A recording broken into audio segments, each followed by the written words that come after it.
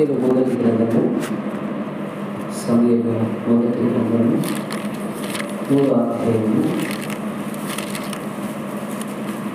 18వ వచనం చదువుకుందాం. సమూయేలు మొదటి గ్రంథము సమూయేలు దేనిని మరుగు చేయక సంగతి అంతయు అతనికి తెలియజెప్పెను. ఏలి విని సెలవిచ్చిన వాడు యెహోవా తన దృష్టికి అనుకూలమైన దానిని ఆయన చేయుగాక నేను. హల్లెలూయా హల్లెలూయా. ప్రార్థన. పరిశుద్ధుడా మహోన్నతుడా కృప కలిగిన తండ్రి, మీకు స్తోత్రములు వందనాలు చెల్లిస్తూ ఉంటున్నామునైనా ఈ రాత్రికాల సమయంలో ఈ వాక్యమును ధ్యానించలేగా వాక్యం ద్వారా నాతో అందరితో మీరు మాట్లాడాలి. వెనగల చెవులు గ్రహింపగల హృదయం దయచేయండి. రక్షించడానికి శక్తి కలిగిన వాక్యమును మేము విని అయా ఈ లోకంలో ప్రభు ప్రత్యేకించబడిన వారిగా జీవించినట్లు ప్రభు చూపించమని యేసుక్రీస్తు నామములో ఈ ప్రార్థన అడిగి వేడుకుంటున్నాము తండ్రి. ఆమేన్. ముందుగా దేవాది దేవునికి మహిమ కలుగుగాక. హల్లెలూయా హల్లెలూయా హల్లెలూయా. ఇప్పుడు వచ్చిన అందరికీ ప్రత్యేకమైన వందనాలను తెలియజేస్తా ఉంటున్నాను. అందరికీ చదువుకునేటువంటి వాక్య భాగంలో సమూయేలు మొదటి గ్రంథము 3వ అధ్యాయము 18వ వచనంలో అక్కడ సమూయేలు దేనిని మరుగు చేయక సంగతి అంతయు అతనికి తెలియజెప్పెను. ఏలి విని సెలవిచ్చిన వాడు యెహోవా తన దృష్టికి అనుకూలమైన దానిని ఆయన చేయునుగాక అనెను. దేవుడులారా, ఈ మాట పలకడానికి ముందు 3వ అధ్యాయం అంతా మీరు ఒకసారి ధ్యానం చేసినట్లయితే, ఒకసారి మనము జ్ఞాపకం చేసుకున్నట్లయితే 3వ అధ్యాయంలో సమూయేలు దేవుని యొక్క మందిరంలో ఆయన నిద్రించడానికి ఆయన మందిరంలో ఉన్నాడు. ఏలి ఏమో మందిరము వెలుపల ఆయన నిద్రిస్తూ ఉన్నాడు. నిద్రిస్తున్నటువంటి సమయంలో దేవాతి దేవుడు సమూయేలుకు తన స్వరాన్ని వినిపిస్తూ ఉన్నాడు. సమూయేలు అని పిలువగానే సమూయేలు వెంటనే ఏలి పిలుస్తున్నాడని అనుకొని వెంటనే బయటకు వెళ్ళి ఏలి దగ్గరికి వెళ్ళి, అయ్యా మీరు నన్ను పిలిచారు కదా, నేను వచ్చి ఉన్నానంటే నేను నిన్ను పిలవలేదు, నువ్వు వెళ్ళి పండుకోమని చెప్పాను. మరలా దేవుని స్వరం వినబడుతూ ఉంది, అయ్యా మీరు నన్ను పిలిచారు కదా, నేను వచ్చి ఉన్నాను, నాతో మాట్లాడానంటే ఏలి అంటున్నాడు, కుమారుడా నేను నిన్ను పిలవలేదని చెప్పాను. ఈ విధముగా 3 సార్లు ఏలి దగ్గరకు సమూయేలు వెళ్ళి, నీవు నన్ను పిలిచావు కదా, నేను వచ్చి ఉన్నానని చెప్పినప్పుడు 3వసారి ఏలి అంటున్నాడు, కుమారుడా ఎవరైనా నిన్ను పిలిస్తే ఎవరైనా నిన్ను పిలిచితే యెహోవా నీ దాసుడు ఆలకించుచున్నాడు, ఆజ్ఞ ఇమ్మని చెప్పుమని సమూయేలుతో చెప్పాడు. దేవుడులారా, ఏలి అంటున్నాడు, ఏలి గ్రహించాడు. అంటే 3 సార్లు నేను పిలవలేదు, కానీ సమూయేలు నా దగ్గరకు వచ్చి నన్ను పిలిచావు కదా, నేను వచ్చి ఉన్నానని అంటున్నాడంటే ఆయన గ్రహించిన సంగతి ఏంటంటే దేవుడే సమూయేలుతో మాట్లాడుతూ ఉన్నాడు, దేవుడే సమూయేలును కదా పిలుస్తూ ఉన్నాడని ఏలి తన అనుభవాన్ని బట్టి గ్రహించి ఏలి అంటున్నాడు, నా కుమారుడా ఒకవేళ ఎవరైనా ఏ స్వరమైనా నీకు వినబడితే యెహోవా నీ దాసుడు ఆలకించుచున్నాడని ఆజ్ఞ ఇమ్మని చెప్పుమని నీవు చెప్పమన్నప్పుడు వెళ్ళి సమూయేలు పట్టుకున్నాడు. మరలా దేవుడు సమూయేలు అని పిలుస్తూ ఉన్నాడు. పిలిచినప్పుడు సమూయేలు అంటున్నాడు, సమూయేలు నీ దాసుడు ఆలకించుచున్నాడు, ఆజ్ఞ ఇమ్మనెను.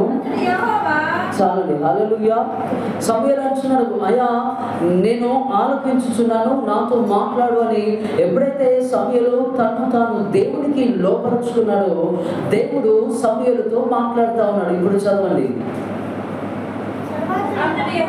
అంతటా యెహోవా సమూయేలుతో ఇలాగు సెలవిచ్చెను, ఇశ్రాయేలీయులలో నేను ఒక కార్యము చేయబోచున్నాను, దానిని వినువారందరి చెవులు గింగురుమను. ఆ దినమున ఏలి ఒక ఇంటి వారిని నేను చెప్పినదంతయు వారి మీదికి రప్పించుదును, దాని చేయ మొదలుపెట్టి ముగింతును. తన కుమారులు తమను తాము శాపగ్రస్తులుగా చేసుకొనుచున్నారని తాను ఎరిగి వారిని అడ్డగించలేదు కనుక అతని ఇంటికి నిత్యమైన శిక్షను విధించునని నేను అతనికి తెలియచేస్తున్నాను. చాలండి. సమూయేలుతో దేవుడు అంటున్నాడు, సమూయేలు, ఇశ్రాయేలీయులలో నేను ఒక కార్యం చేయబోతా ఉన్నాను. అది ఏ కార్యం అంటే దానిని వినువారి చెవులు, అందరి చెవులు కూడా గింగురమంటే, అంటే అంత ప్రమాదకరమైనటువంటిది, అంత వేదనతో కూడినటువంటి ఒక కార్యాన్ని నేను చేయబోతున్నాను. అంత మాత్రమే కాదు, ఏలి ఇంటికి నిత్యమైన శిక్షను నేను విధించబోతా ఉన్నాను. ఎందుకంటే ఏలి తన కుమారులు చెడు నడత నడుస్తున్నారు అని తెలిసి కూడా ఏలి తన కుమారులను గద్దించలేదు, తన కుమారులను అడ్డగించలేదు, తన కుమారులను సరిచేయలేదు. కాబట్టి ఆ ఇంటి మీదకి నిత్యమైన శిక్షను నేను రప్పించబోతున్నాను అని చెప్తా ఉన్నాడు. ఇంతకీ ఏలి కుమారులు చేసిన పాపం ఏమిటి? ఏలి కుమారులు చేసినటువంటి దోషం ఏమిటి? దేవుడు బిడ్డలారా, మీరు చూసినట్లయితే ఏలి కుమారులు ఏలి వలె యాజకులై ఉన్నారు. వారి పేర్లు ఓఫ్ని, ఫినెహాసులు. వారిద్దరు కూడా దేవుని బిడ్డలారా దేవుని యొక్క సన్నిధిలో యాజకత్వము జరిగించేవాడు. ఏలి ఏమో ప్రధాన యాజకుడు, ఏలి క్రింద ఏలి కుమారులు యాజక ధర్మము చేస్తూ ఉన్నారు. కానీ వారు చేసే పరిచర్య యాజకత్వము, కానీ వారు చేసే పనులు భ్రష్టమైనటువంటి పనులు చేస్తూ ఉన్నారు. ఎలాంటి పనులంటే బలులు అర్పిస్తే బలి మాంసముల నుండి దేవుడు చెప్పిన భాగము కాకుండా ఎక్కువ మాంసమును వారు తీసుకుంటున్నారు. అది మాత్రమే కాదు, ఎవరైతే యెహోవా మందిరంలో పరిచర్య చేయడానికి వస్తున్నారో మీరు చూడండి, 2వ అధ్యాయంలో 22వ వచనంలో మీరు చూస్తే ఈ జన్మ 22వ వచనం, 2వ అధ్యాయం 22. ఏలి బహువృద్ధుడైనను ఇశ్రాయేలీయులకు తన కుమారుడు చేసిన కార్యములన్నీ వారు ప్రత్యక్షపు గుడారం యొక్క ద్వారము దగ్గరకు సేవ చేయుటకు వచ్చిన స్త్రీలతో శైలించుటయ్యను మాట చెవిని పడగా వారిని పిలిచి ఇట్లా నేను దేవుడున్నారా వారు చేసే పని ఏంటి? యాజకత్వము. కానీ వారు జరిగించే కార్యములు కదా, ఎవరైతే యెహోవా మందిరంలో పరిచర్య చేయడానికి వస్తున్నారో, ఎవరైతే దేవుని గుడారంలో ప్రత్యక్ష గుడారంలో పరిచయడానికి స్త్రీలు వస్తున్నారో వారితో దేవుడు బిడ్డలారా చేయరాని కామ వికారయుక్తమైనటువంటి కార్యములు జరిగిస్తూ ఉన్నారు. చేయరాని కార్యములు జరిగిస్తూ ఉన్నారు. పాపముతో వచ్చిన ఎవరినైనా, స్త్రీ అయినా, పురుషుడైనా, పిల్లలైనా, పెద్దలైనా, యవనస్తులైన ఎవరి పక్షంగానైనా పాప పరిహారార్థ బలి అర్పించవలసిన యాజకులు పాపముతో కదా, లేకపోతే వేదనతో, భారంతో, లేకపోతే భక్తితో వచ్చినటువంటి స్త్రీలను వారు ఏం చేస్తున్నారంటే అపవిత్రపరుస్తూ ఉన్నారు. దేవునికి విరోధంగా పాపం చేస్తూ ఉన్నారు. దేవునికి విరోధంగా వారి నడతలు ఉన్నవి, దేవునికి విరోధంగా వారి ప్రవర్తన ఉంది, దేవునికి విరోధంగా వారి యొక్క క్రియలు ఉన్నట్లుగా మనం చూస్తూ ఉంటున్నాం. దేవుని బిడ్డలారా, ఆ తర్వాత 23వ వచనంలో ఏలి గద్దిస్తాడు, కానీ తన బిడ్డలు అంత మాత్రం కూడా ఏలి మాటలకు లోబడ్డారా? ఎంత మాత్రం కూడా లోబడలేదు. ఒక ప్రధాన యాజకుడుగా ఉన్నటువంటి ఏలి మాటలు యాజకుడుగా ఉన్నటువంటి ఏలి కుమారులు వినలేదు. దేవుడికి విరోధంగా పాపం చేస్తూ ఉన్నారు. దేవుని బిడ్డలారా, ఈరోజు ఒకసారి మనలను మనం పరిశీలన చేసుకుందాం. మన పిల్లలను ఒకసారి ఆలోచన చేయండి. వారు ఎలాంటి పనులు చేస్తున్నారు, ఎలాంటి క్రియలు చేస్తున్నారు, ఎలాంటి ఆలోచన కలిగి ఉన్నారు, ఎలాంటి ప్రవర్తన కలిగి ఉన్నారు, ఎలాంటి విధేయత కలిగి ఉన్నారు, ఎలాంటి భక్తి కలిగి ఉన్నారు, ఎలాంటి జీవితాన్ని, అంటే దేవుని సన్నిధిలో వారి ప్రవర్తన ఎలా ఉంటుంది, దేవుని మందిరంలో వారి జీవితం ఎలా ఉంటుంది, మనుషుల ఎడల ఎలా ఉన్నదో నాకు తెలీదు, కానీ దేవుని ఎదుట, మనుషుల ఎదుటను దేవుని ఎదుటను ఒక క్రైస్తవుని జీవితము, ఒక క్రైస్తవ కుటుంబ జీవితం ఎలా ఉండాలంటే భయభక్తులతో కూడినదై ఉండాలి. కొర్నేలి తాను తన ఇంటి వారును కదా, ఇంటి వారందరితో కూడా భయభక్తులు కలిగి ఉన్నాడు. ఈరోజు నీ కుటుంబ పరిస్థితి ఒకసారి ఆలోచన చేయండి. నువ్వు ఏ డినామినేషన్ అయినా అయ్యవచ్చు, నువ్వు ఆరాధించేది యేసుక్రీస్తునే కదా. యేసుక్రీస్తుని ఆరాధన చేస్తున్నావా, ఇంకెవరినైనా ఆరాధన చేస్తున్నావా? దేవుడు వాక్యం సెలవిస్తూ ఉంది, దేవుడు అల్లరికి కర్త కాడు, ఆయన సమాధానములకు కర్త. ఈ రోజున సంఘంలో లేదా సమాజంలో మీరు చూసినట్టే యవనస్తులు పాడైపోతూ ఉన్నారు, యవనస్తులు చెడిపోతూ ఉన్నారు. ఒక తల్లిగా నీ పని ఏంటి, ఒక తండ్రిగా నీ పని ఏంటి కదా? మన దినమున ఒక వివాహం జరిగింది 22వ తారీఖు కదా. ఏంటి ఆరోగ్యం చేసింది, యవనస్తులు చేసింది ఏంటి? వద్దనడం పాపం, వద్దనడం కదా. వాళ్ళకి అవకాశం ఇచ్చినట్టే దేవుని మందిరం ఎదుట కదా. నీ ఇంట్లో ఏదైనా పాపం, నీ ఇంట్లో ఏదైనా కదా బలహీనత ఉంటే నీ కొరకు సేవకుడు ఉపవాసాలు ఉండాలి, నీ కొరకు సేవకుడు ప్రార్థన చేయాలి. నీ కొరకు, నీ తండ్రి కొరకు, నీ తల్లి కొరకు, నీ అన్నదమ్ముల కొరకు, నీ అక్క చెల్లెల కొరకు ఒక సేవకుడు ఉపవాసం నుండి ప్రార్థన చేయాలి. కానీ నీవైతే బజార్లో ఒకటి కదా. నేను ఎప్పుడు ఒక వ్యక్తిని నేను ఉద్దేశించి ఎప్పుడు చెప్పను, కానీ ఇప్పుడు కూడా చెప్పాల్సిన అవసరం నాకు లేదు. కానీ దేవుడు కదా, నేను వారికి చెప్పడం లేదు, తల్లిదండ్రులకు చెప్తా ఉన్నా. నీ పిల్లలకు ఎవరు చెప్పాలి? నువ్వు చెప్పొద్దా? రేపు జరగబోతున్న కార్యం ఏంటి, ఆ కార్యం బట్టి నీవేం మాట్లాడాలి? ఎంత ఆయాసం ఆ రోజు నేను చూశాను కదా. దండలు వేయనంటే, వస్త్రాలు వేయనంటే అయ్యగారు వేయనండో, మనం డ్యాన్స్ చేసిన వాళ్ళని చూడండి, ఎవరున్నారు అక్కడ? 40 రోజులు నీ భక్తి ఏమైంది, నీ జీవితం ఏమైంది, నీ ప్రవర్తన ఏమైంది? నిన్ను చూసి ఒక అన్యుడు నవ్వుతాడు, నిన్ను చూసి ఒక కదా వ్యభిచారులు నవ్వుతారు, నిన్ను చూసి లోకంలో ఉన్నటువంటి వారు నవ్వుతారు. ఒక క్రైస్తవుడుగా ఉండి కనీసం దేవుని మందిరం ఎదుట కదా ఏం పాటలు, ఏం డ్యాన్సులు, ఏం నాట్యాలు. దేవుడు మీకు ఉండొచ్చు, మీ సంతోషం మీకు ఉండొచ్చు, మీరు ఏమన్నా చేస్తుంది, కానీ మందిరం ఎదుట అది దేవుని మందిరం. అది చిన్నదా పెద్దదా? అన్నిలను చూడండి, వారి ఇంటిలో ఒక మూలన లేకపోతే వారి స్థలంలో, వారి ప్రహరీ గోడ లోపల ఏదైనా చిన్న గుడి పెడతారు అంతే. దాని ముందు వారు చెప్పులు వేసుకొని నడవరు, దాని ముందు వారు ఎలా పడితే అలా మాట్లాడతారు, దాని ముందు వారి ప్రవర్తన చాలా జాగ్రత్తగా ఉంటుంది. ఈరోజు జీవము కలిగిన దేవుని సంఘంలో పేతురు అపోస్తలుడైన పౌలు తిమోతికి రాసిన పత్రికలో అన్నాడు, జీవము కలిగిన దేవుని సంఘంలో జనులు ఎలాగో ప్రవర్తించవలనో నేను నీకు తెలియజేస్తా ఉన్నాను అన్నాడు. చూడండి, తిమోతికి రాసినటువంటి పత్రికలో అపోస్తలుడైన పౌలు తిమోతికి రాసిన మొదటి పత్రిక 3వ అధ్యాయం 15వ వచనం, అయినను నేను ఆలస్యం చేసిన యెడల దేవుని మందిరంలో అనగా జీవము గల దేవుని సంఘములో జనులు ఎలాగూ ప్రవర్తింపవలనో అది నీకు తెలియవలనని ఈ సంగతులను నీకు రాయించున్నాను. ఆ సంఘము సత్యమునకు స్తంభమును ఆధారమైనది. చాలని జీవము కలిగిన దేవుని సంఘములో నీవు, నేను, మన కుటుంబం, మన పిల్లలు ఎలా ప్రవర్తించాలో నీకు తెలుస్తున్నాను లేదా నువ్వు చెప్పాలి.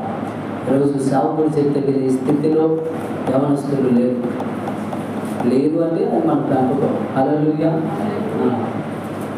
అది మన పెంపకం. మనం చేసిన అతిక్రమం లేదా మన యొక్క బలహీనత, అది మీరు ఏమైనా దానికి ఏ పేరైనా మీరు చదవకపోతే కొడతావే కదా, స్కూల్కి వెళ్ళకపోతే కొడతావే, దైవం విషయంలో ఎందుకు భయభక్తులు నేర్పించారు? అర్థమవుతుందా? మీకు చెప్పాల్సిన బాధ్యత నాకైంది. నేను ఏ వ్యక్తిని నేను విమర్శించాను, ఎందుకంటే ప్రభువే మిమ్మల్ని విమర్శిస్తాను.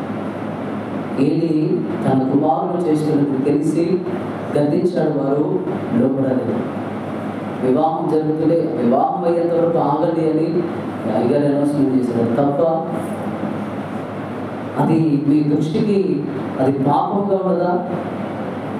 ఆయన ఏంటి చెప్పేది అనే కదా మీ ఉద్దేశం. ఆయన ఎవరు చెప్పడానికి ప్రభు తీర్పు చేస్తాను కదా. ఒక సేవకుడు నేను ఏం చేయలేదు. ఏ సేవకు మీరు చూడండి, చదువుకున్న వాక్యంలోనికి మనం వెళ్తే సమూయేలు మొదటి గ్రంథంలోనే మాటలు ఉన్నాయి. అవే మాటలు మనుషులకు విరోధంగా కాదు, మీరు దేవుడికి విరోధంగా. 3వ అధ్యాయం 14 నుంచి చదవండి. కాబట్టి 3వ అధ్యాయము 14వ వచనం.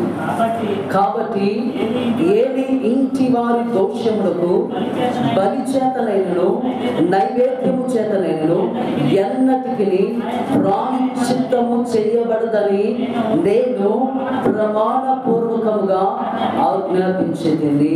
హల్లెలూయా. ఈ మాట సెలవిచ్చింది ఎవరు?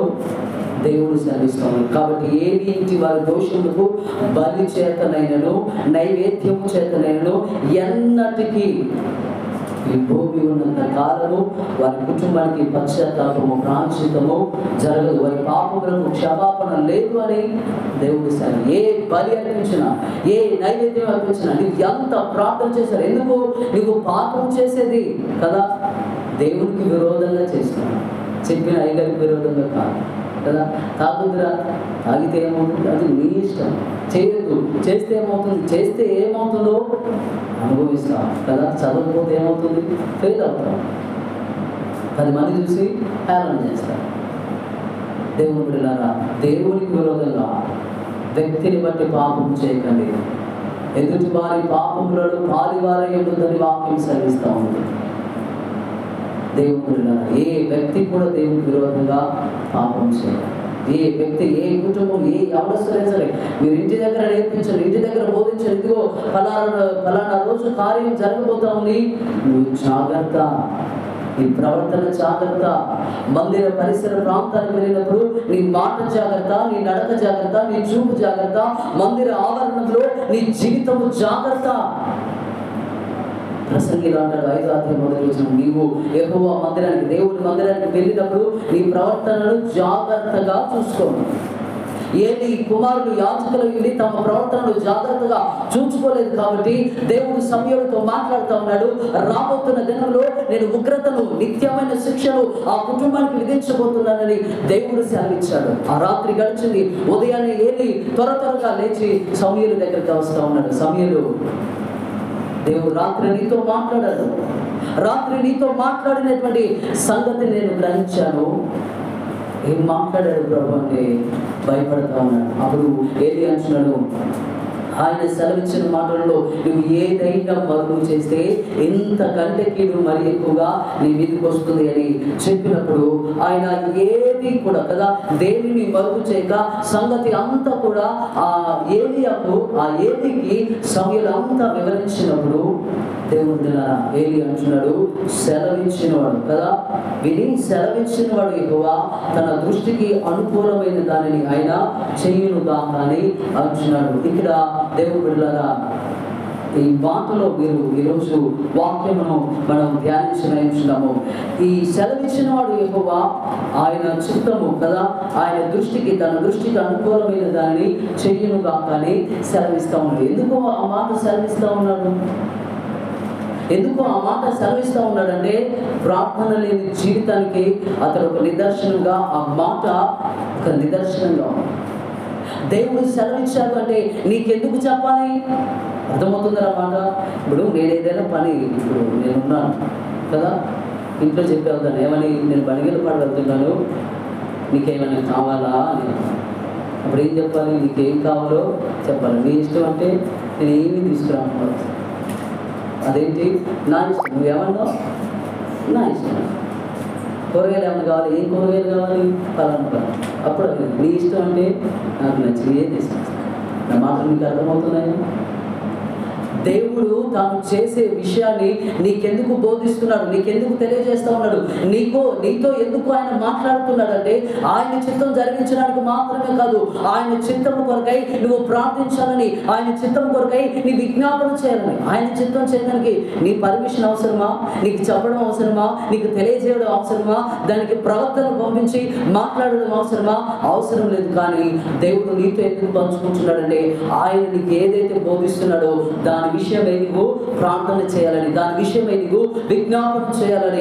దేవుని బిడ్డలారా, నినివే పట్టణానికి కదా వారు బహు ఘోరమైన పాపంలో ఉన్నారు. చేయరాని విగ్రహారాధన, చేయరాని కార్యములు, చేయరానిటువంటి కదా పాపములన్నీ జరిగించారు.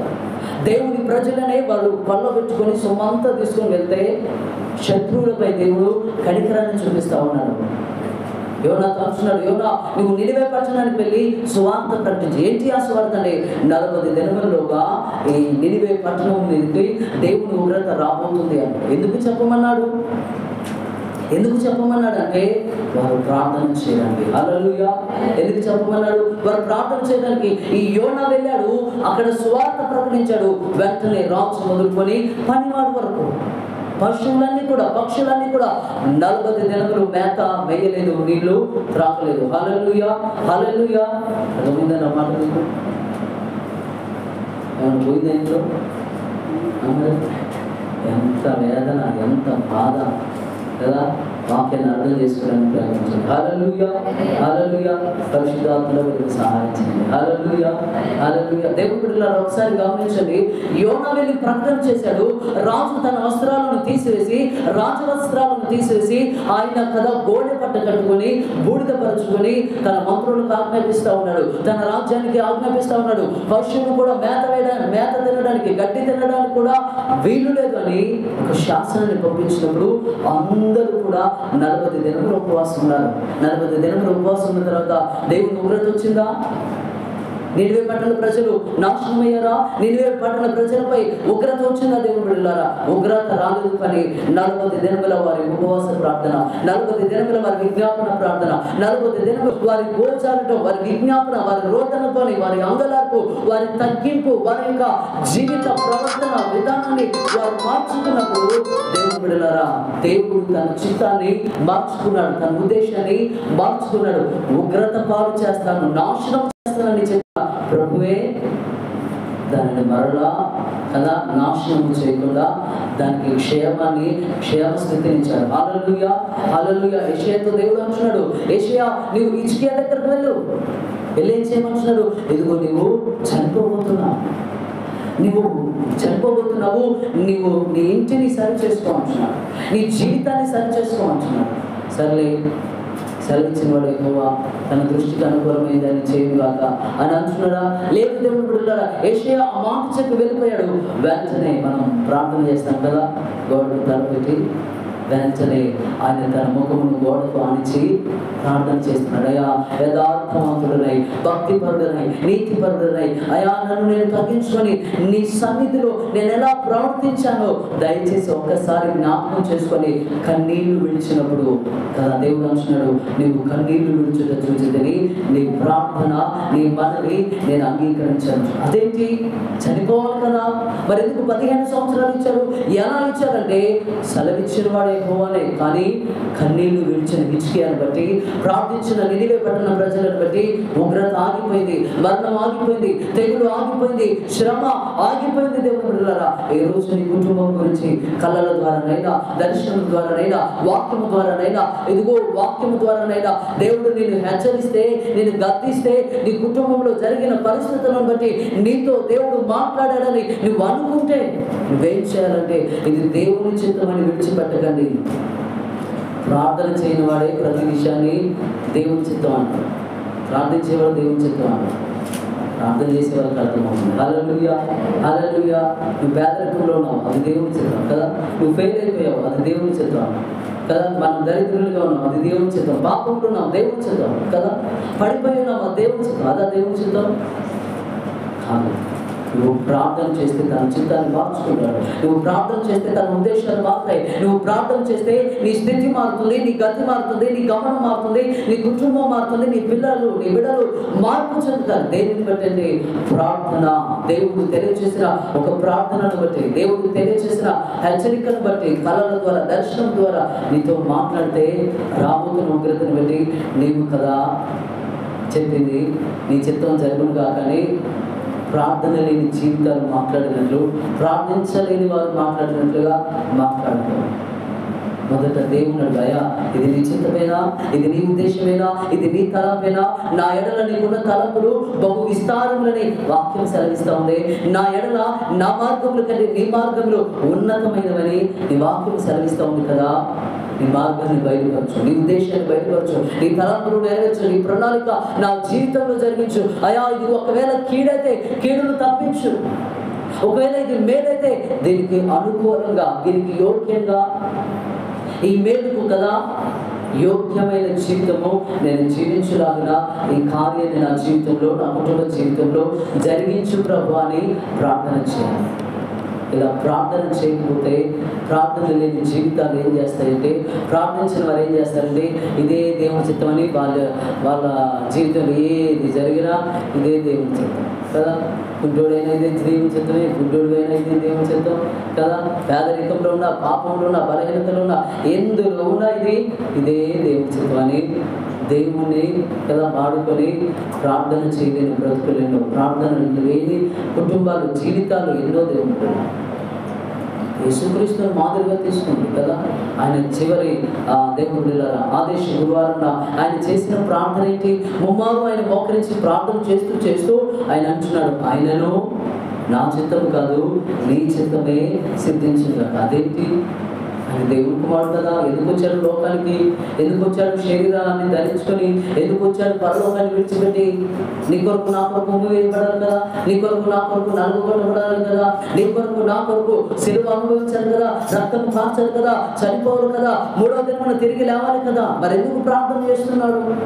ఒకటి, ఈ గిన్నె నా నుండి తొలగించని. రెండోది, నీ చిత్తమైతే ఈ చిత్తం కొరకు నన్ను సిద్ధపరచు, ఈ చిత్తం కొరకు నన్ను బలపరచు, ఈ చిత్తం కొరకు నన్ను శక్తితో, ఈ చిత్తం కొరకు నన్ను నడిపించు అని ఆయన ప్రార్థన అయ్యాడు. ఆయనకు తెలియదు దేవుని చిత్తమని తెలుసు, కానీ ప్రార్థనలో సిద్ధపడుతూ ఉన్నాడు, ప్రార్థనలో అడుగుతూ ఉన్నాడు, ప్రార్థనలో తాను దేవునికి, తండ్రికి అప్పగించుకుంటున్నాడు. దేవుడు ఈరోజు ఒకవేళ ఇది దేవుని చిత్తమని పొరపాటులో ఉండదు, ఇది దేవుని చిత్తమని అజ్ఞానంలో ఉండదు, ఇది దేవుని చిత్తమని కదా ఈ స్థితిలో, ఏ స్థితిలో ఉన్నావో ఆ స్థితిలో ఉండకు. దేవుడు సెలవిచ్చిన వాడు యెహోవా అయినా సరే, గుడివాడు ఏం చేశాడు? దాటిపోయాడు. కేకలు వేద్దంటే మరీ ఎక్కువగా కేకలు వేశాడు. ఎందుకు? జనులు అంటున్నారు ఆయన దాటిపోయాడు కదా. నిన్ను స్వస్థపరచడం ఆయన ఉద్దేశం కాదు, నీ కన్నులు తెరవడం ఆయన ఉద్దేశం కాదు, నిన్ను బాగు చేయడం ఆయన యొక్క చిత్తం కాదు. కావాలని నువ్వు గుడి పక్క నువ్వు ద్రోహ ప్రకటన ఉన్నావు కదా, కళ్ళు కనపడడం అని ఆయనకు తెలుసు కదా. మరి ఎందుకు దాటిపోయాడు? ఆయన నీ ఎడల ఆయనకి ఏ ఉద్దేశం లేదు. ఆయనకున్న ఉద్దేశం ఏంటంటే నువ్వు గుడ్డివాడిగానే ఉండడం ఆయన చిత్తం అని ప్రజలు అంటున్నాడు. కానీ దేవుని బిడ్డలారా, అక్కడ గుడ్డివాడు అంటున్నాడు కదా, దావీదు కుమారుడా నన్ను కరుణించు అని కేకలు వేస్తే వారు గద్దించారు. మరీ ఎక్కువగా కేకలు వేస్తే ప్రభువు నిలిచి ఆ వ్యక్తిని స్వస్థపరిచాడు. దేవుని బిడ్డలారా, హల్లెలూయా, హల్లెలూయా. దాటిపోయాడు, సమయం మించిపోయింది కదా, అవకాశాలు లేవు.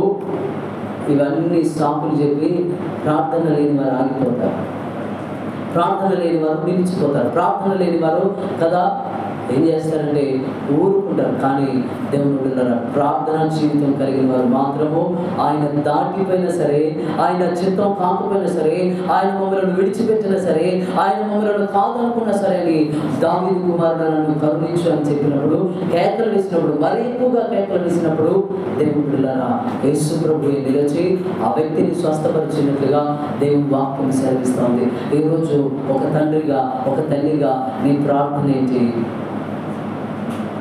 ఏది ఇది దేవుని చిత్తం, ఆయన దృష్టికి అనుకూలమైనది చేస్తామని చెప్పి ప్రార్థన చేయడం మానేడు, ప్రార్థించడం మానుకున్నాడు. ఇది దేవుని చిత్తం అని విడిచిపెట్టాడు. దేవుడు ఏం జరిగిందో తెలుసా? ఏం జరిగిందంటే దేవుని బిడ్డలారా, ఫిలిస్తీయులు ఇశ్రాయేలీయుల మీదకు యుద్ధంకు వచ్చినప్పుడు, ఎబెనెజరులో ఫిలిస్తీయులు ఇశ్రాయేలీయులు యుద్ధం చేస్తున్నటువంటి సమయంలో ఫిలిస్తీయులు ఇశ్రాయేలు ప్రజలను ఓడిస్తున్నటువంటి సమయంలో, ఓడిపోతున్నటువంటి సమయంలో ఇశ్రాయేలీయులు ఏం చేశారంటే దేవుని మందిరంలోకి వెళ్ళి మందసాన్ని తీసుకొని వచ్చారు. హల్లెలూయా, హల్లెలూయా. మందసం గురించి చెప్పేంత సమయం లేదు, కానీ మందసాన్ని తీసుకొని వచ్చారు. మందసము దేవుని సన్నిధికి సాదృశ్యంగా ఉంది. మందసము దేవునికి, దేవుని సన్నిధికి, దేవుని శక్తికి, మహిమకు, ప్రభావములకు, దేవుని నివాసములకు మందసము సాదృశ్యంగా ఉంది. వారు కేకలు వేసినప్పుడు దేవుని బిడ్డలారా, వారు చూడండి జయధ్వనులతో 5వ వచనం, 4వ అధ్యాయం 5వ వచనం చదవండి. ఆ మరునాడు 4వ అధ్యాయము 5వ వచనం, యెహోవా నిబంధన మందసము దండులోనికి రాగా ఇశ్రాయేలీలందరూ భూమి ప్రతిధ్వని నిచ్చునంత గొప్ప కేకలు విసిరి ఫిలిష్తీయులు ఆ కేకలు విని ఎబ్రీల దండులో ఈ గొప్ప కేకల ధ్వని ఏమని అడిగి యెహోవా నిబంధన మందసము దండులోనికి వచ్చిందని తెలుసుకొని జడిసి దేవుడు దండులోనికి వచ్చిందని అనుకొని అయ్యో మనకు శ్రమ, ఇంతకు మునుపు వారిలాగు సంభ్రమింపలేదు, అయ్యయ్యో మహాశూరుడగు ఈ దేవుని చేతిలో నుండి మనలను ఎవరు విడిపింపగలరు? అరణ్యమందు అనేకమైన తెగులు చేత ఐగుప్తీయులను హతము చేసిన దేవుడు ఈయనే కదా. దేవుడులరా, మందసము ఇశ్రాయేలీల సైన్యంలోకి వచ్చినప్పుడు వారు జయధ్వనులతో ప్రతిధ్వనించినట్టుగా, అంటే భూమి ప్రతిధ్వనించినట్టుగా కేకలు వేసినప్పుడు ఆ కేకలు విని ఫిలిష్తీయులు భయపడ్డారు. ఆ కేకలు విని ఫిలిష్తీయులు కదా వణికిపోయారు. ఎందుకంటే అరణ్యంలో ఐగుప్తీయులకు తెగులు రప్పించి కదా రక్షించిన దేవుడు ఏదే కదా. ఆయన చేతిలో నుండి మనలను విడిపించేదెవరు, మనలను తప్పించేదెవరని భయపడ్డారు. కానీ దేవుడు అక్కడ ఏం జరిగిందంటే వారు అక్కడ ఇశ్రాయేలు ప్రజలు అక్కడ ఓడిపోయినట్లుగా మనం చూస్తూ ఉంటాం. ఓడిపోవడం మాత్రమే కాదు కానీ 11వ వచనంలో రాయబడింది, మరియు దేవుని మందసము పట్టబడిన, దేవుని మందసము పట్టబడింది. చూడండి దేవుడులరా, ఒక ప్రార్థన లేని వ్యక్తి ద్వారా, ఒక ప్రార్థన లేని కుటుంబ యజమానుడి ద్వారా, ఒక ప్రార్థన లేని యాజకుడి ద్వారా ఏం జరిగిందంటే ఇశ్రాయేలు ప్రజలు ఓడిపోయారు. ఇశ్రాయేలు ప్రజలు ఓడిపోవడం మాత్రమే కాదు కానీ దేవుని మందసము పట్టబడింది. మందసము పట్టబడడం మాత్రమే కాదు కానీ దేవుడులరా, ఆ దినమందు యెహోవా మందసం పట్టబడే సమయంలో ఓఫ్ని, ఫీనెహాసు అనే ఇద్దరు ఏలీ కుమారులు చనిపోయారు. ఆ వార్త తీసుకుని వచ్చినప్పుడు, ఆ వార్త విచ్చినటువంటి సమయంలో ఏలీ బలిపీఠం మీద నుండి వెనకకు పడి బెడ ఇరిగి ఏలీ చనిపోయాడు. అదే సమయంలో ఏలీ కోడలు కంట ఒక కుమారుని కనింది. ఆమె మరణిస్తూ ఆమె ఆ కుమారునికి ఏం పేరు పెట్టిందంటే దేవుడి పిల్లరా ఇకబోదు అనే పేరు పెట్టింది. అంటే ప్రభావము కదా వెళ్ళిపోయింది అని. ఇతర కుమారులు చనిపోయారు, కోడలు చనిపోయింది, ఏది కూడా చనిపోయింది. దేనిని బట్టి? ప్రార్థన లేని జీవితాన్ని బట్టి. ఒక వ్యక్తి ప్రార్థన లేని జీవితాన్ని బట్టి కేవలం ఆయన మాత్రమే కాదు, కుటుంబము కదా, కుటుంబంలో నలుగురు చనిపోయారు. ఆయన ఒక ప్రధాన యాజకుడైంది ప్రార్థన చేయలేదు కాబట్టి ఆయన ఎవరి పక్షంగా నిలబడ్డాడో ఆ దేవుడి యొక్క ప్రజలైన ఇశ్రాయేలు ప్రజలు ఓడిపోయారు. ఆ దేవుడి యొక్క మందసము బలము లేనిదిగా, మహిమ లేనిదిగా అక్కడ పట్టబడినట్లుగా మనం చూస్తాం. అంటే దేవుడు మందసములో లేడు అని కాదు కానీ ఆయనే మందసములో కదా విడిచిపెట్టాడని అనడం కంటే ఆయన మౌనంగా ఉన్నాడని జ్ఞాపకం చేసుకోవాలి. ఎందుకంటే అక్కడ ఉండేటువంటి ప్రజలు ప్రార్థన లేని ప్రజలు. అదే మందసాన్ని ప్రార్థించే యాజకులు పట్టుకుంటే కదా యోర్దాను నిలిచిపోయింది. అదే మందసాన్ని యాజకులు పట్టుకుంటే ఎరుపు గోడలు పోల్చబడ్డాయి. అదే మందసము దాగోను దేవత మందిరంలో పెట్టబడినప్పుడు ఆ దాగోను దేవత విగ్రహము బోర్ల పడిపోయింది. నిలబెట్టారు, మరలా పడిపోయి కాళ్ళు చేతులు విరిగిపోయాయి. దాగోను దేవత విగ్రహము దేవుని మందసం ఎదుట సాగిలపడింది. కానీ మందసములో దేవుని శక్తి లేదు అని కాదు కానీ మందసాన్ని పట్టుకునేటువంటి యాజకులు ప్రార్థన లేని వారైనారు. మందసములో నివసించే దేవుని ఆరాధించే ప్రజలు ప్రార్థన లేని వారైనారు. అందుకే దేవుడు నిత్యమైన శిక్ష అంటే దేవుడు ఏది కుటుంబంలో యాజకుడు అన్నవాడే లేకుండా అందరూ చనిపోయారు. ఇశ్రాయేలు ప్రజలు ఫిలిష్తీయుల చేతిలో ఓడిపోయారు. దేవుని మందసము పట్టబడింది. ఒక సంఘము ఓడిపోవడానికి, ఒక సమాజం ఓడిపోవడానికి, ఒక కుటుంబము పడిపోవడానికి, ఒక దేవుడు శక్తి లేనివాడుగా ఈ సమాజానికి కనబడడానికి గల కారణం ఏంటంటే నీ చేతగాని కారణం. నువ్వు ప్రార్థన చేయలేకపోవడమే. ఏంటి మీ దేవుడు గొప్ప కార్యాలు చేస్తారని అన్ని జనులు అడుగుతారు. దావీదు అంటాడు, నీ దేవుడు ఏమాయనని అన్యజనులు నన్ను అడుగుతున్నారు అని తన కీర్తనలో రాస్తాడు. దేవుడు ప్రార్థన లేనప్పుడే దేవుని నామానికి నీ ద్వారా నా ద్వారా ప్రార్థన లేనప్పుడే నీ ఆత్మీయ జీవితానికి మరణం. ప్రార్థన లేనప్పుడే నువ్వేమంటావు అంటే ఇది దేవుని చిత్తం అన్నాడు. కానీ ప్రార్థించగలిగిన జీవితం కలిగిన వారు ఓటమిని ఒప్పుకోరు. ఓటమితో పని లేదు, పరిస్థితులతో పని లేదు, బలంతో పని లేదు, శక్తితో పని లేదు. ఇంకా ఈ మాటను బట్టి చాలా వివరించవచ్చు, కానీ సమయము లేదు. దేవుడు ప్రార్థన పరులు కావాలి. కుటుంబానికి, సంఘానికి ప్రార్థన పరులు కావాలి. సంఘమునికైనా కుటుంబానికైనా ప్రార్థించే వ్యక్తి ఉంటేనే ఆ సంఘమైనా, ఆ సమాజమైనా, ఆ కుటుంబమైనా దీవించబడుతుంది. దేవుడు వాక్యం ఇచ్చిన నీవు నేను కుటుంబాల కొరకు ప్రార్థించేవారుగా మనం ఉండాలి. కుటుంబాల పక్షంగా మాత్రమే కాదు కదా, సంఘ పక్షంగా సంఘం కొరకు మనం ప్రార్థనలు చేయాలి. అంత మాత్రమే కాదు, కానీ దేవుని కార్యాలు నీలో నాలో మనలో జరగాలంటే దేవుని సన్నిధిలో మనము ప్రార్థన చేసేవారుగా, విజ్ఞాపన చేసేవారుగా ఉండాలి. ఇంకెప్పుడు కూడా ఓటమి ఎదురైనప్పుడు, నువ్వు అనుకున్నది జరిగినప్పుడు ఇది దేవుని చిత్తమని విడిచిపెట్టండి. హల్లెలూయా. ప్రార్థించు చూడు, ప్రభు తన యొక్క ఉద్దేశాన్ని మార్చుకుంటాడు. ప్రార్థించు చూడు, దేవుడు తన చిత్తాన్ని మారుస్తాడు. కానీ ఏమి ప్రార్థన చేయలేకపోయారు. కానీ నినివే పట్టణ ప్రజలు ప్రార్థిస్తే తన చిత్తం మారిపోయింది. హిజ్కియా ప్రార్థిస్తే తన చిత్తం మారిపోయింది. దావీదు ప్రార్థన చేస్తే తన చిత్తం మారిపోయింది. హల్లెలూయా. వివరించడానికి సమయంలో ఈ రోజున వాక్యం ఇచ్చిన నీవు నేను ప్రార్థన లేని వారుగా ఉండకండి. ప్రార్థన లేని వారుగా ఉండి దేవుని నామానికి అవమానాన్ని తీసుకురాకండి. నీ మట్టుకు నీవు ప్రార్థించేవారుగా ఉండాలి. ప్రార్థన జీవితాన్ని కలిగి ఉండాలి. రెండవది, ఈ వాక్య భావం ద్వారా దేవుడు మనతో మాట్లాడుతున్న మాట ఏంటంటే, తన కుమారులు కదా పాపం చేసినప్పుడు అడ్డగించిన వాడు కాదు ఏది చెప్పిన వారు వినలేదు. నిత్యమైన శిక్షను తన కుటుంబానికి తీసుకుని ఒకవేళ అల్లరిగా చిల్లరిగా నువ్వు దేవుని మందిరం మీదుగా నువ్వు ఒకవేళ కదా డ్యాన్స్ వేసినా, నీ పిల్లలు ఏదైనా చేసినా, ఇప్పుడు నీవు దేవుని ఇంటి దగ్గర ఉన్న నీవు నీ పిల్లల విషయమై ప్రార్థించు, నీ పిల్లల విషయమై విజ్ఞాపనం చేయి. నీకు తెలియదు దేవుని కార్యం, ఇది ఎందుకు జరిగిందని కూడా నువ్వు ఊహించలేవు, ఇది ఎలా జరిగిందని కూడా నువ్వు తలంచలేవు. దేవుడు కదా నీకు చెప్పి చేస్తాడని భక్తి పరులు చెప్తాడు, ప్రార్థన పరులు చెప్తాడు కదా.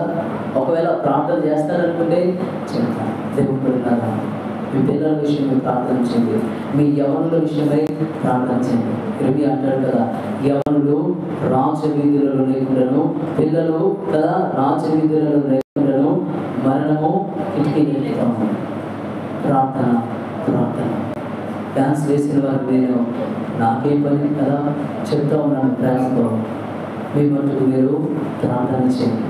తెలుసు తెలియకో, మత్తును బట్టి, ఆనందాన్ని బట్టి, సంతోషాన్ని బట్టి దేవుని నామాన్ని అవమానకరంగా దేవుని యొక్క మందిరం మీదుగా నీ నాట్యము, నీ హావభావాలు అలా ఉంటే, ఒకవేళ నువ్వు ఆ మత్తును బట్టి అలా చేస్తుంటే ప్రభు మాట్లాడతాడు. తర్వాత నువ్వు ఏది చేసిన దానికి ప్రాయశ్చిత్తాన్ని నైవేద్యం చేతనైనను, బలి చేతనైనను ప్రాయశ్చిత్తము చేయగలడు.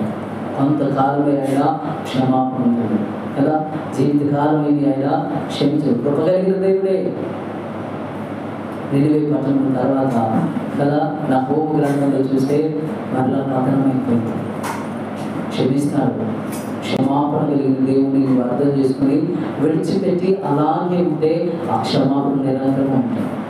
దేవుడు వాక్యం ఇచ్చిన నీవైనా, మైక్ ద్వారా మాటలు ఇచ్చిన ఎవరైనా సరే, అది మీ సంతోషమైనచ్చు, మీ ఆనందమైనచ్చు, కానీ అది దేవుని సన్నిధిలో చేయడం అది మీ జీవితాలకు, మీ కుటుంబ జీవితాలకు ఎంత మాత్రం అది క్షేమం కాదని ప్రభు పేరిట ప్రేమతో మాత్రమే తెలియజేస్తూ ఉంటున్నారు. ఇదే చివరి ఇక నేను చెప్పను, ఎందుకంటే దేవుడు తన పని తను జరిగిస్తాను. కేవలం ప్రార్థన చేయడం మాత్రమే నా వంతు, నా బాధ్యత. కాబట్టి వారి కొరకు మనము ప్రార్థించవలసిన వారమై ఉన్నాము. కాబట్టి వారి పాపములకు ప్రాయశ్చిత్తం కలిగినట్లుగా మీరు కూడా వారందరి కొరకు ప్రార్థన చేయండి. యవనస్తులు మారినట్లు కదా, ఎలాంటి కదా ఏది మందిరం ఇక్కడ జరగకుండా ఇక రాబోతున్న దినంలోనైనా దేవుని మందిరము అతి పరిశుద్ధమైనది. ఆయన పరిశుద్ధమైనటువంటి దేవుడు, ఆయన దహించు అగ్నేయున దేవుడు. కాబట్టి మన పిల్లలకు సరైన మార్గాన్ని నేర్పిస్తూ మన యొక్క సంఘ యవనస్తుల కొరకు, లేకపోతే ఈ స్థలంలో ఉండేటువంటి కదా సంఘముల యొక్క అందరి యవనస్తుల కొరకు మనము ప్రార్థించవలసిన వారిని ఉన్నాం. కాబట్టి మీరందరూ తప్పకుండా వారి కొరకు ప్రార్థన చేయండి. తప్పకుండా వారు మనసు పొందే జీవితాన్ని దేవుడు వారికి ఇచ్చి మనసు మార్చుకొని ప్రభు సన్నిధిలో ప్రభు వైపు వారు తిరిగినట్లు క్షమాపణ పొందుకొని రక్షించబడినట్లు మనం ప్రార్థన చేయవలసిన వారిని ఉన్నాం. కాబట్టి వారందరి కొరకు మీరు ప్రత్యేకంగా ప్రార్థించవలసిందిగా ప్రభు మనం చేస్తూ ఉంటున్నాను. ఏది వరే నిధివే పట్టణ ప్రజల వలె కదా, హిజ్కియా వలె, దావీదు వలె, గురుడివాని వలె ప్రార్థనలో పట్టుదల కలిగి మీరు ఉండాలని దేవుని వాక్యం సెలవిస్తోంది. కాబట్టి మనందరం కూడా పట్టుదలతో, ప్రార్థన లేని జీవితాలతో ఇది దేవుని చిత్తం అని చెప్పకుండా ప్రార్థన చేస్తూ నీ చిత్తం నాకు బయలుపరచు, నీ ఉద్దేశం బయలుపరచు, నీ యొక్క తలంపులు నాకు తెలియజేసి నన్ను నడిపించు ప్రభు అని ప్రార్థన చేస్తూ అనుదినము దేవునితో, దేవుని చిత్తంలో, దేవుని ప్రణాళికను బట్టి ఈ లోకంలో జీవించినట్లు పరిశుద్ధ ఆత్మదేవుడు తన కృపా సహాయము మనకు దయచేయుగా. ఆమె ప్రార్థన. పరిశుద్ధుల మహోన్నతుల ప్రభు తండ్రికి స్తోత్రములు వందనాలు చెల్లిస్తూ ఉంటున్నాం. ఈ రాత్రికాల సమయంలో వాక్యం ద్వారా నీవు నాతో మాతో అందరితో మాట్లాడిన ప్రభా నీకు స్తోత్రాలు. అయా మా యవన బిడ్డలు నీకు విరోధంగా పాపం చేస్తున్నారు, దయతో క్షమించండి. వారిలో ఉన్నటువంటి అపవిత్రతను మీరు తీసివేయండి. ఇది కేవలము అయా దైవ సేవకులకు విరోధంగా చేసిన పాపం కాదు, కానీ ఇది సృష్టికర్తకు విరోధంగా దహించు అగ్ని అయి ఉన్నటువంటి దేవునికి విరోధంగా వారు పాపం చేస్తున్నారయ్యా. మా మటుకు మేము వారి నిమిత్తమై ప్రార్థన చేయకపోతే మేము కూడా పాపం చేసిన వారు అవుతాం. కాబట్టి అయా నీ సన్నిధి ఎదుట నాట్యమాడిన బిడ్డల కొరకై ప్రార్థిస్తున్నాను. దయతో క్షమించండి. వారికి కావాల్సినటువంటి రక్షణను మీరు దయచేయండి. అయా మారు మనసును మీరు దయచేయండి. తెలుసు తెలియక చేసుకున్నారయ్యా. అయా ప్రేమ కలిగిన దేవుడు కదా నాయన. ఎదుగో నువ్వు స్త్రీతో అంటున్నావు, అమ్మ ఎవరు నిన్ను శిక్షించలేదండి, ఎవరు శిక్షించలేదయ్యా అంటే నేను నిన్ను శిక్షించనని చెప్పావు కదా. అయా ఇక నువ్వు వారు పాపం చేయకున్నట్లుగా వారిని క్షమించి వారికి కావాల్సినటువంటి జీవితాన్ని, మంచి జీవితాన్ని వారికి దయచేయమని ప్రార్థన చేస్తుంటున్నాను. తల్లిదండ్రులకు జ్ఞానాన్ని ఇవ్వాలి. తమ బిడ్డలను ఎలా పెంచాలో, తమ బిడ్డలను ఎలా సరైన మార్గంలో నడిపించాలో వారికి నేర్పించండి. అంత మాత్రమే కాకుండా అయా ప్రార్థించే కుటుంబాలుగా మమ్మల్ని మార్చండి, ప్రార్థించే సంఘంగా మమ్మల్ని మార్చండి. పరిశుద్ధ ఆత్మదేవ నీవే మమ్మలను, మా కుటుంబాలను, మా సంఘములన్నింటినీ మీరు బలపరిచి ఆత్మీయ జీవితాన్ని మాకు అనుగ్రహించి ప్రార్థన శక్తి చేత ఈ లోకంలో నీ కొరకు బ్రతికే జీవితాన్ని మాకు దయచేసి మహిమ ఘనత ప్రభావములు మీరు పొందుకోమని నజరేయుడైన యేసుక్రీస్తు నామములో ఈ ప్రార్థన అడిగి వేడుకుంటున్నాము తండ్రి. ఆమేన్.